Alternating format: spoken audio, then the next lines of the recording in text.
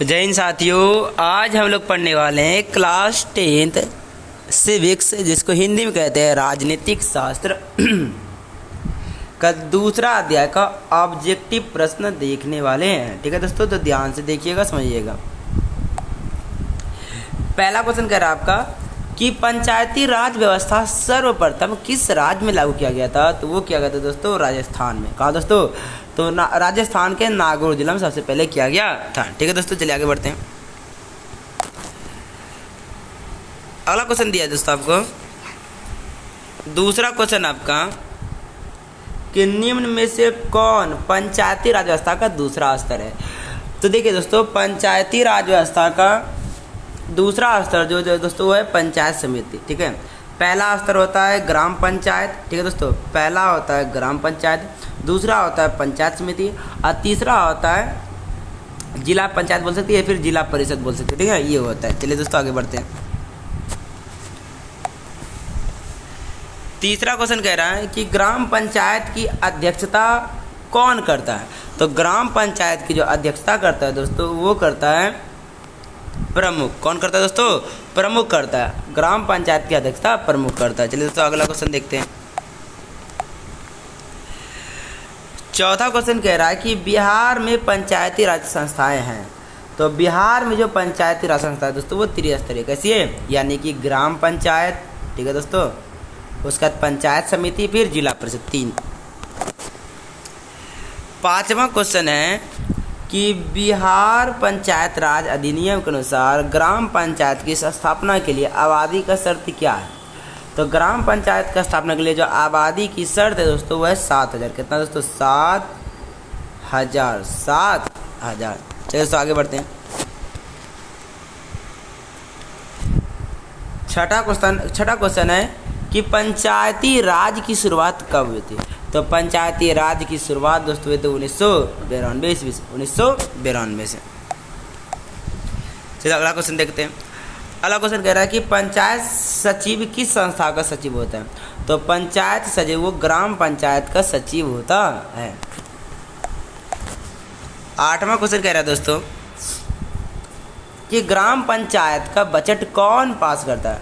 तो ग्राम पंचायत का जो बजट है दोस्तों, वो ग्राम सभा, यानी ग्राम पंचायत के जितने सदस्य मिलकर ग्राम सभा का निर्माण करता है, वही लोग क्या करते हैं? वे लोग ग्राम पंचायत का बजट को पास करते हैं। 9वां क्वेश्चन है दोस्तों, जिला परिषद पंचायती राज व्यवस्था का कौन सा स्तर है? तो जिला परिषद जो है वह पंचायती राज व्यवस्था का तीसरा स्तर है। ठीक है, पहला ग्राम पंचायत, दूसरा पंचायत समिति, तीसरा जिला परिषद। 10वां क्वेश्चन कह रहा है दोस्तों कि सरपंच अधिकतम कितने रुपयों तक के मामलों की सुनवाई कर सकता है? तो सरपंच जो है दोस्तों, वह 10,000 तक के रुपये की सुनवाई कर सकता है, उससे अधिक नहीं। ठीक है दोस्तों, 11वां का क्वेश्चन कह रहा है कि पंचायती राज व्यवस्था किस प्रधानमंत्री के शासनकाल में हुआ था? तो पंचायती राज व्यवस्था वो पंडित जवाहरलाल नेहरू जी के शासनकाल में हुआ था, क्योंकि 1992 में हुआ था, 52 में, तो तब प्रधानमंत्री थे पंडित जवाहरलाल नेहरू जी। अगला क्वेश्चन है कि बिहार पंचायती राज अधिनियम कब बना? तो बिहार पंचायती राज अधिनियम जो बना दोस्तों, वो 2006 में बना। कब बना दोस्तों? 2006 में। 13 कह रहा है कि नगर पंचायत में सदस्यों की संख्या कितनी होती है? तो वो दोस्तों आपका 10 से लेके 25 तक हो सकती है।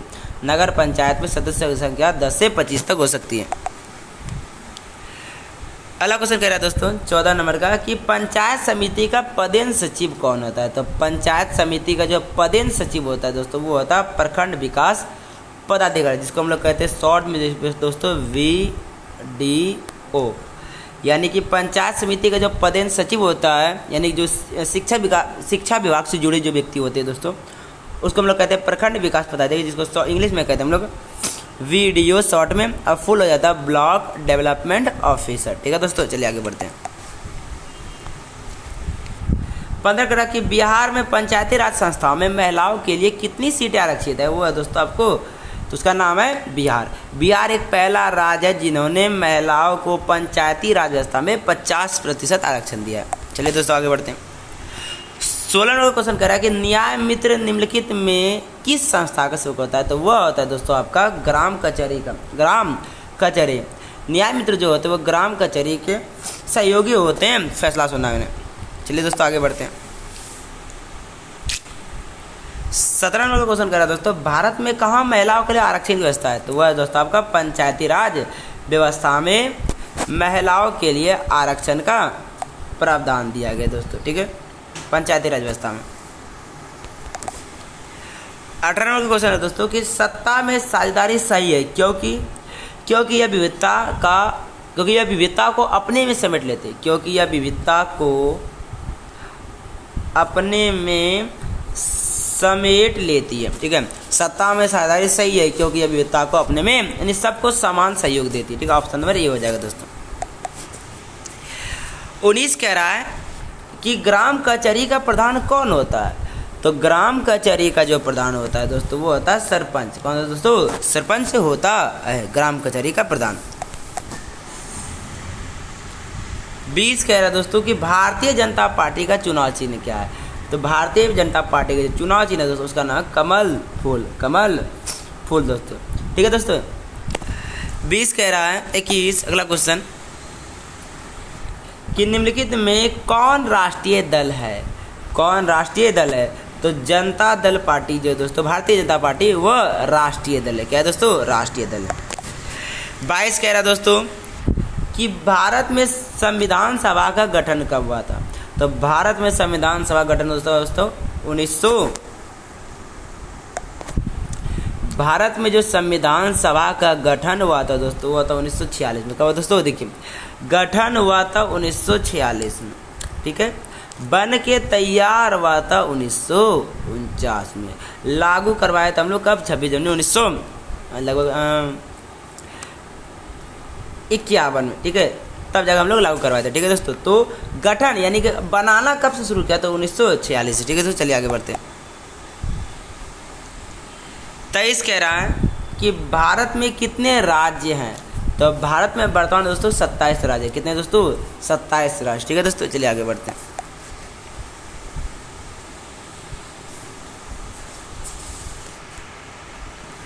अगला क्वेश्चन कह रहा है कि भारत में कितने केंद्र शासित राज्य है? तो भारत में दोस्तों 8 केंद्र शासित राज्य हैं। कितने दोस्तों? तो 8। चलिए अगला क्वेश्चन देखते हैं। 25 कह रहा 17वीं लोकसभा में महिलाओं की संख्या कितनी है? तो 17वीं लोकसभा में महिलाओं की संख्या जो दोस्तों वह 78। कितनी दोस्तों? 78, 78। 26 कह रहा है कि राष्ट्रीय पंचायती राज दिवस कब मनाया जाता है? तो वह दोस्तों आपको 24 अप्रैल को राष्ट्रीय पंचायती राज दिवस मनाया जाता है। अगला क्वेश्चन देखते हैं दोस्तों। 27 कह रहा भारत की दल पद्धति की क्या विशेषता है? तो भारत की दल पद्धति व्यवस्था है दोस्तों यह है बहुदलीय। कैसी है? यहाँ एक से अधिक राष्ट्रीय दल रहते हैं। 28 कह रहा जिला परिषद का प्रधान कौन होता है? तो जिला परिषद का जो प्रधान होता है दोस्तों होता है अध्यक्ष, जिसको हम लोग शॉर्ट में कहते हैं CEO। अगला 29 नंबर का क्वेश्चन कह रहा है दोस्तों, भारत की किस संस्थाओं में महिलाओं के लिए आरक्षण का प्रावधान है? तो दोस्तों आपका इनमें सभी यानी कि ग्राम पंचायत में भी महिलाओं का आरक्षण दिया गया, पंचायत समिति में दिया गया, जिला परिषद दिया, इसलिए सभी में दिया गया। ऑप्शन नंबर डी दोस्तों। 30 कह रहा है संघ राज का उदाहरण है?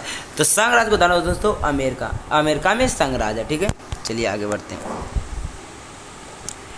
31 कह रहा है दोस्तों कौन से संशोधन अधिनियम के द्वारा सरकार का तीसरा स्तर बनाया गया था? तो ऑप्शन नंबर बी 73वां संशोधन के द्वारा। चलिए आगे बढ़ते हैं दोस्तों।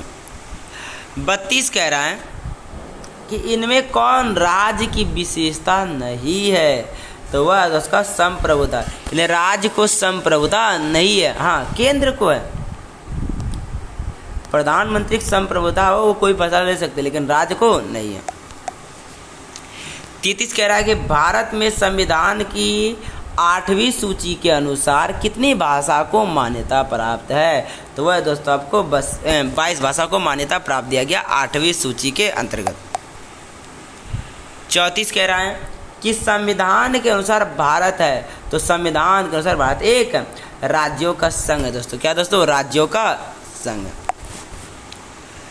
34 कह रहा है दोस्तों 35 कि निम्नलिखित में कौन संघीय शासन व्यवस्था का उद्देश्य नहीं है?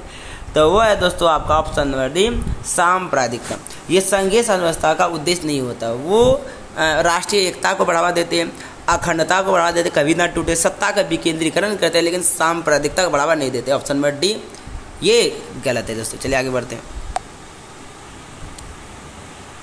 36 कह रहा है कि इनमें किस राज्य को विशेष राज्य का दर्जा प्राप्त है, तो उसका नाम है दोस्तों ऑप्शन नंबर सी, उत्तराखंड को विशेष राज्य का दर्जा प्राप्त है दोस्तों। चलिए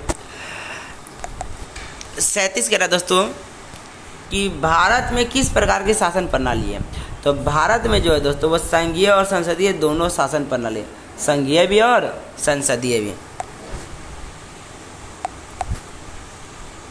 38 कह रहा है दोस्तों पटना नगर निगम का स्थापना कब हुई थी, तो वो होता है दोस्तों 1952 है, पटना नगर निगम 1952 में हुए थे।